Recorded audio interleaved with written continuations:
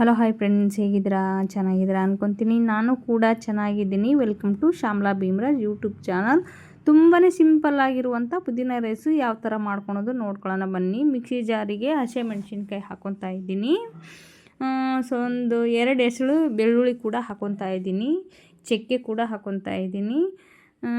ಏಲಕ್ಕಿ, ಸೋಂಪು, ಜೀರಿಗೆ, ಆಮೇಲೆ ಕೊತ್ತಂಬರಿ ಕಾಳು ಮಿಕ್ಸ್ ಇರೋದು ಹಾಕ್ಕೊತಾ ಇದ್ದೀನಿ. ಆಮೇಲೆ ಲವಂಗ ಕೂಡ ಹಾಕ್ಕೊತಾ ಇದ್ದೀನಿ, ಒಂದು 4. ಸ್ವಲ್ಪ ಕಾಯಿ ತುರಿ, ಒಣಗಿರೋ ಕಾಯಿ ತುರಿ ಹಾಕಬೇಕು, ಹಸಿದು ಹಾಕಬಾರ್ದು.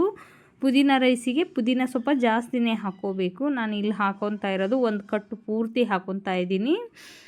ಇವಾಗ ಅದು ಗ್ರೈಂಡ್ ಮಾಡಿದ ನಂತರ ಒಂದು ಪಾತ್ರೆ ಇಟ್ಕೊಂಡು ಎಣ್ಣೆ ಹಾಕಿ, ಎಣ್ಣೆಗೆ ಈರುಳ್ಳಿ, ಪಲಾವ್ ಎಲೆ ಹಾಕಿ ಫಸ್ಟೇ ಸ್ವಲ್ಪ ಫ್ರೈ ಮಾಡ್ಕೊಂಡ ನಂತರ ಬಟಾಣಿ, ಆಮೇಲೆ ಬೀನ್ಸು, ಕ್ಯಾರೆಟು ಕೂಡ ಹಾಕ್ಕೊಂಡು, ಟೊಮೊಟೊ ಕೂಡ ಹಾಕ್ಕೊಂಡು, ಸ್ವಲ್ಪ ಅರಿಶಿನ ಹಾಕಿ ರುಬ್ಬಿಟ್ಕೊಂಡಿರುವಂಥ ಮಸಾಲೆ ಕೂಡ ಈ ಥರ ಹಾಕಿ ಚೆನ್ನಾಗಿ ಎಣ್ಣೆ ಬಿಡೋವರೆಗೂ ಫ್ರೈ ಮಾಡ್ಕೋಬೇಕು. ಇಲ್ಲಿ ಒಂದು ಕಡೆ ಅಕ್ಕಿ ಕೂಡ ತೊಳೆದು ಇಟ್ಕೊಂಡಿದ್ದೀನಿ. ನೋಡಿ, ಇವಾಗ ನೀರು ಕುದೀತಾ ಇದೆ. ಕುದಿಯೋ ನೀರಿಗೆ ಒಂದು ಅರ್ಧ ನಿಂಬೆಹಣ್ಣು ರಸ ಹಾಕ್ಕೊಂಡು, ಅದಾದ ನಂತರ ಅಕ್ಕಿ ತೊಳೆದಿಟ್ಕೊಂಡಿದ್ನಲ್ವ ಅದು ಕೂಡ ಹಾಕಿ ಚೆನ್ನಾಗಿ ಈ ಥರ ಒಂದು ಸತಿ ಮಿಕ್ಸ್ ಮಾಡ್ಕೋಬೇಕು. ನೋಡಿ, ಕುದೀತಾ ಇದೆ. ಯಾವುದೇ ಕೂಡ ಕಲರ್ ಅಲ್ಲ, ಇದು ನ್ಯಾಚುರಲ್ ಕಲರು. ಪುದೀನದ್ದು ಸೊಪ್ಪಿಂದ ಏನು ಗ್ರೀನ್ ಕಲರ್ ಇದೆಯಲ್ಲ ಅದೇ ಕೂಡ. ನೋಡಿ, ಫೈನಲಿಯಾಗಿ ಪುದೀನ ರೈಸ್ ರೆಡಿ ಆಯಿತು. ಯಾರೆಲ್ಲ ನೋಡ್ತಾ ಇದ್ರೆ ಇಷ್ಟ ಆದರೆ ಲೈಕ್ ಮಾಡಿ, ಶೇರ್ ಮಾಡಿ, ಕಮೆಂಟ್ ಮಾಡಿ, ಸಬ್ಸ್ಕ್ರೈಬ್ ಮಾಡ್ಕೊಳ್ಳಿ. ನಾನು ಮಾಡೋ ವಿಡಿಯೋ ಎಲ್ಲ ತಲುಪುತ್ತೆ.